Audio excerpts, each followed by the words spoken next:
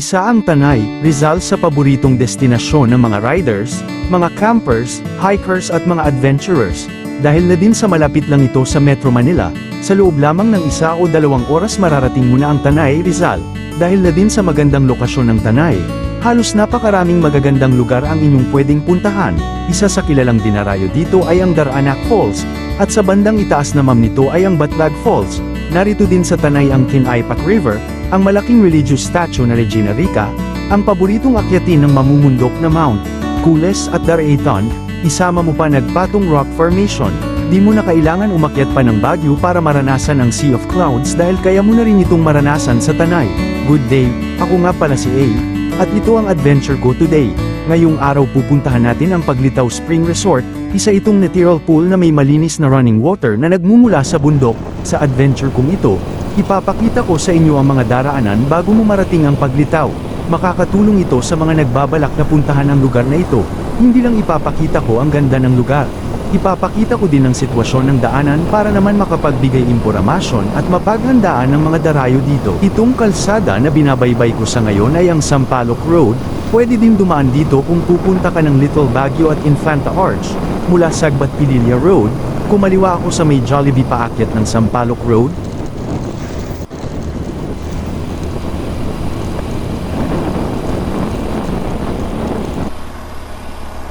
At ilang minuto lang sa may Daranac Road bandang kaliwa may signage na Welcome to Daranac Falls. Medyo paahon ng konti ang kalsadang ito at maya-maya ay pababa naman.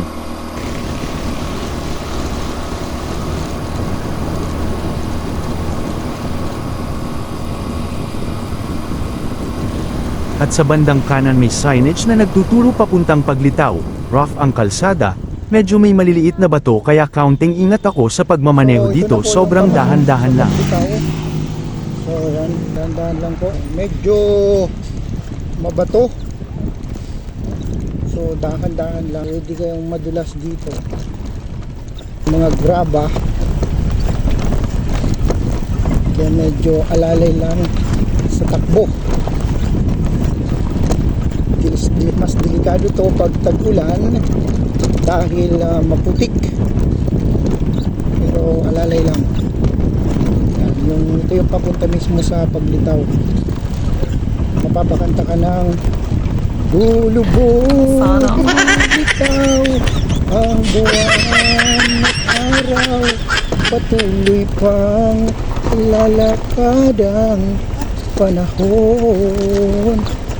So medyo dahan-dahan tayo dito. Yung sobrang daming bato. And dito nakita nito. So may aso po. Medyo baka bumilis ang takbo natin dito. Dito to yan.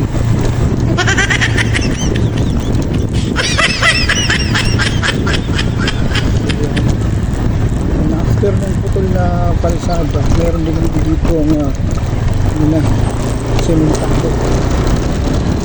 Dire-diretso na to.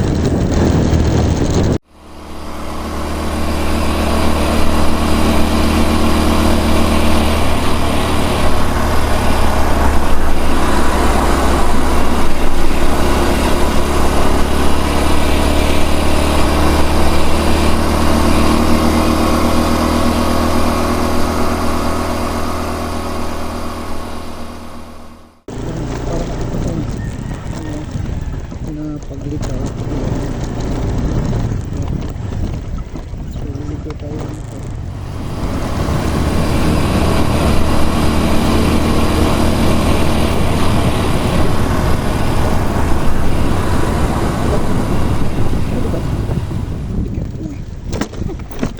Taas.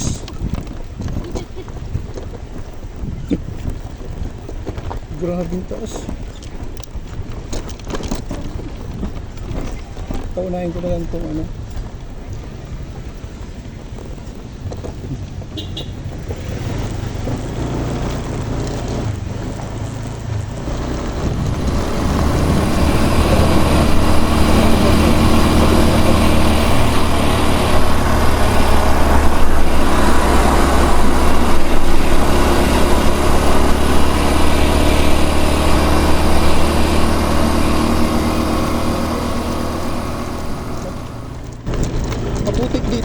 umuulan. So ayan, rough road po pinakadaanan. Yan. Wag, Lipad yung manok.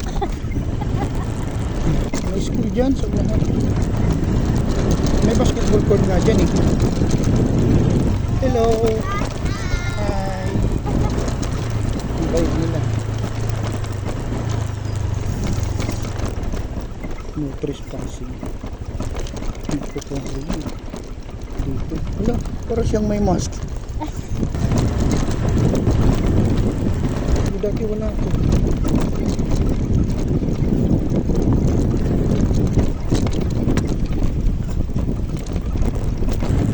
Paginawan, may tinda po. Oh, sabi mo.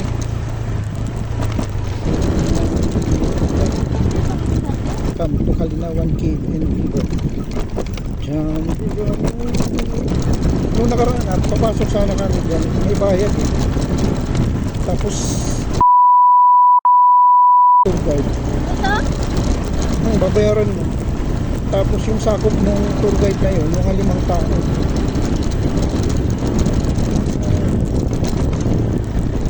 Kasi madadaanan mo ulit tayo mga bato dun eh, pabulusok.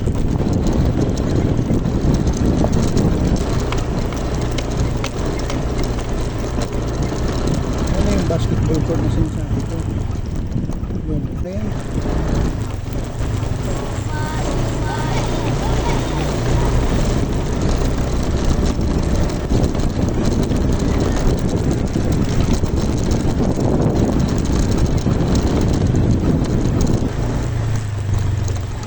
Malapit lang naman ikaw. Baka close lang. Ikaw po. Good afternoon, sir. May kasama ng pool ba tayo sa loob? Wala. Pa-register na lang po. Ikaw na lang mag-log. Dito po magbabayad ng environmental fee, 20 pesos po. Entrance sa baba. After nga namin magbayad ng environmental fee na 20 pesos ay dumiretso na uli kami. Mga ilang minuto na lang din to papunta doon sa entrance ng mismong paglitaw. So kung mapapansin nyo, puro lupa pa rin, hindi simentado yung kalsada.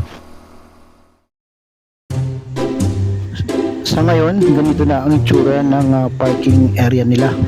Malawak at kaya nang mag-accommodate ng maraming sasakyan at mga motor.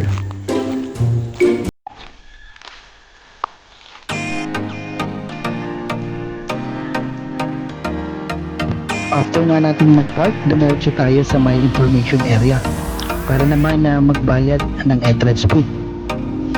Sa ngayon, yung entrance fee nila ay 50 pesos para sa mga bata and 100 pesos sa 13 and above and 80 pesos naman para sa senior and PWD.